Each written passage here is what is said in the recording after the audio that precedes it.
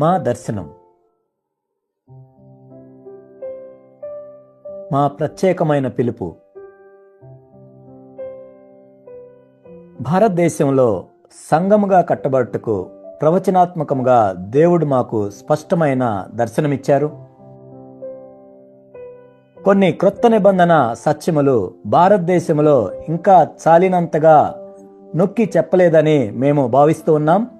శిష్యులుగా ఉండుటకు కావలసిన షరతులు, దేవునిని తండ్రిగా ఎరిగిండుటలో ఉన్న సంపూర్ణ భద్రత, ఆయన అడుగుజాడలలో ప్రభువైన యేసు నడిచినట్లు నడుచుట, పరిశుద్ధాత్మ శక్తి ద్వారా జీవజల నదులు మనలో నుండి ప్రవహించుట, ఇలాంటివి మొదలైనవి.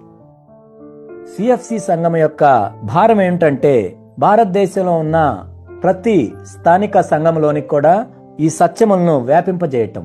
సిఎఫ్సి సంఘంలో ఉన్న ప్రతి ఒక్కరూ కూడా మొట్టమొదటిగా శిష్యులుగా మారాలని మేము ప్రయాసపడుతూ ఉన్నాము.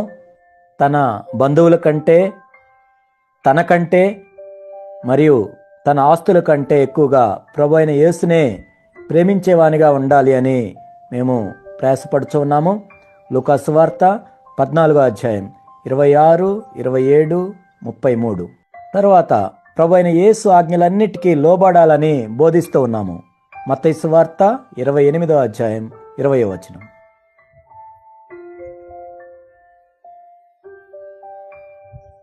సువార్తీకరణ మరియు శిష్యులుగా మారుట. వ్యక్తిగతముగా సువార్త ప్రకటించమని సిఎఫ్సి విశ్వాసులందరినీ ప్రోత్సహిస్తూ ఉన్నాము. ఆ విధముగా అనేకులు క్రీస్తు యొద్దకు నడిపింపబడి గత సంవత్సరములలో మా సంఘముల్లో చేర్చబడి ఉన్నారు. ఆ విధముగా భారతదేశంలోని పట్టణముల్లోనూ, గ్రామముల్లోనూ మరియు ప్రపంచంలోనూ క్రొత్త సంఘములు వచ్చినవి. సిఎఫ్సిలో మాకు ప్రత్యేకమైన పిలుపు ఉన్నది కాబట్టి ఇతర పరిచర్యలు చేయటానికి మేము పిలువబడలేదు. మేము అభివృద్ధి చెందే సంఘముగా ఉన్నాం కాబట్టి మాతో కలిసిన క్రొత్త విశ్వాసుల ఎడలను, మా సంఘములో పుట్టి పెరిగి పెద్దవారయ్యేవారి ఎడలను మాకు గొప్ప బాధ్యత ఉంది. వారందరూ కూడా శిష్యులుగా మారవలసి ఉన్నది.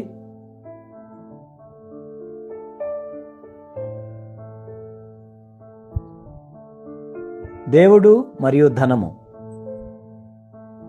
టిఎఫ్సిలో డబ్బు పట్ల మేమెంతో తీవ్రమైన వైఖరిని తీసుకున్నాము.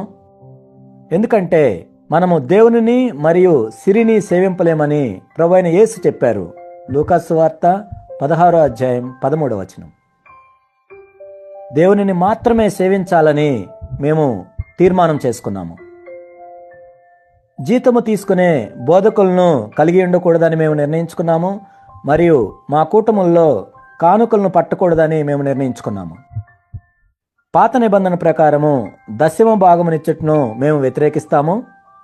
మేము బోధించేది ఏంటంటే ప్రభువు పరిచర్యకు ఇచ్చే ధనము సంతోషముతోనూ మరియు స్వచ్ఛందంగానూ ఇవ్వాలి అని.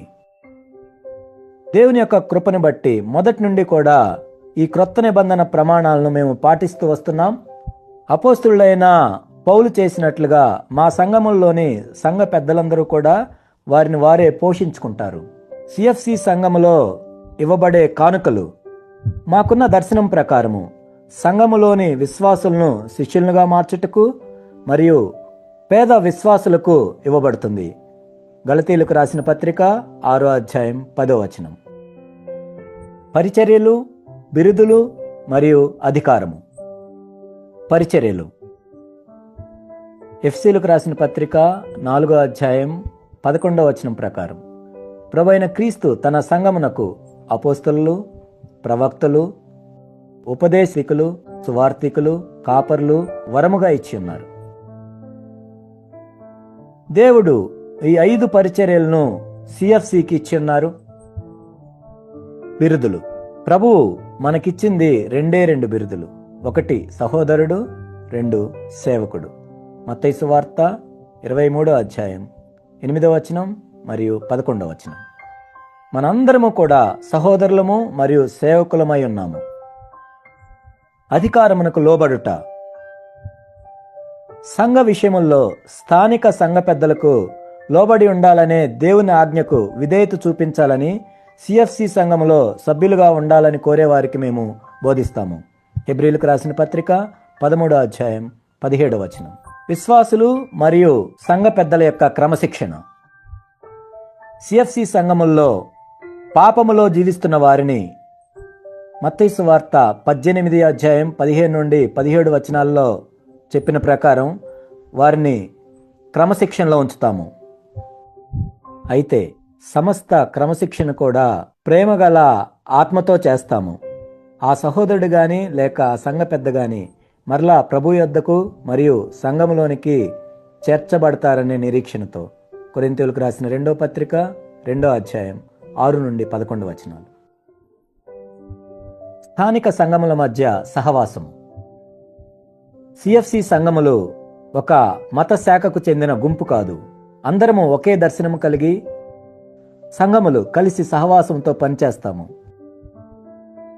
మాకు ఎటువంటి కేంద్రస్థానము లేదు. ప్రతి సంఘము ప్రభువుతోనే సజీవ సంబంధము కలిగి ఉండి ప్రభువుకు లోబడుచు స్వతంత్రముగా ఉండును. కాబట్టి నియమించబడిన సంఘ పెద్దలందరూ మొదటిగా ప్రభువుకే లెక్క చెప్పవలసి ఉంటుంది. అయినప్పటికీ స్థానిక సంఘంలో ఉన్న సంఘ పెద్దలు వారి సంఘంలో ఏవైనా సమస్యలు వచ్చినప్పుడు ఎక్కువ పరిణితి కలిగి అపోస్తలుల పరిచర్యను ఎవరైతే కలిగి ఉంటారో ఇతర సంఘముల్లో ఉన్న సంఘ పెద్దలను సంప్రదించవచ్చు.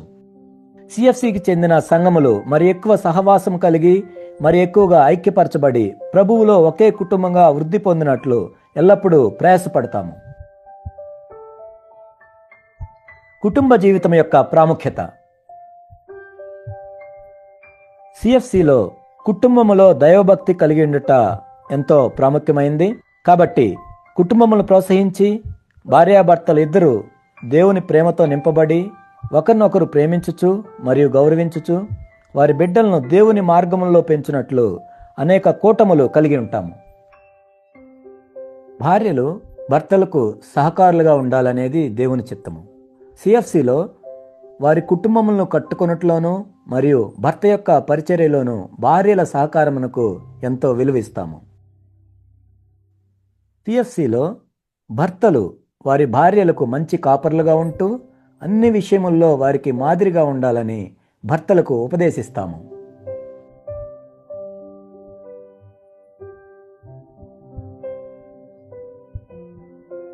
భవిష్యత్తులో సిఎఫ్సి నాయకత్వము.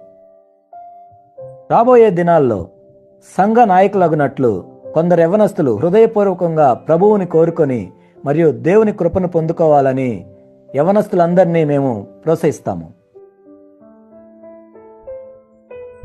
సిఎఫ్సిలో ఆసక్తి కలిగి నాయకత్వ లక్షణములు కలిగిన యవ్వనస్తులను ప్రోత్సహించి వారికి తర్ఫీదు ఇవ్వమని సంఘ పెద్దలను ప్రోత్సహిస్తాము.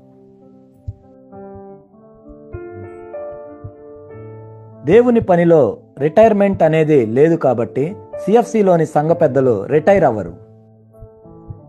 కానీ తండ్రులు తమ బిడ్డలను పెద్దవారిని చేసి వారి జీవితములు వారు నడుపుకున్నట్లు తండ్రులు వారిని విడిచినట్లు సిఎఫ్సిలో ఉన్న పెద్దలు కూడా వీరిని ఆ విధంగా చేస్తారు. క్లుప్తంగా చెప్పాలంటే మా దర్శనం ఏమిటంటే క్రొత్త తిత్తిలో ఉన్న అనగా క్రొత్త నిబంధన ప్రకారము క్రీస్తు శరీరము స్థానిక సంఘముగా వ్యక్తపరచుటకు క్రొత్త ద్రాక్షారసము అనగా క్రీస్తు జీవమును మరియు దేవుని స్వభావమును కలిగి వ్యక్తపరచుట మరియు ప్రకటించుట ఉన్నది.